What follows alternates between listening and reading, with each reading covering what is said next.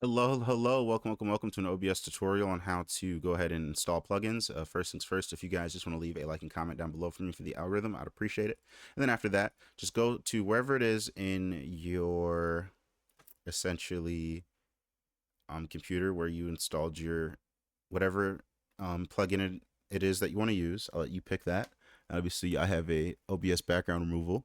All I needed to do was go ahead and right click it and then just press extract all, and then it'll create a new sort of folder down here for me to go ahead and add.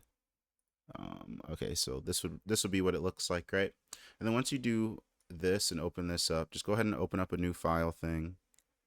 I'll head to this PC, local disk, program files, find OBS Studio wherever it may be, and then I literally just drag and drop into this folder, and now my plugin will be added the next time that I open OBS. If you guys have any questions, comments, or concerns, make sure to put them down below. But other than that, it's been an OBS tutorial. Thank you guys so much for watching. Have a wonderful day.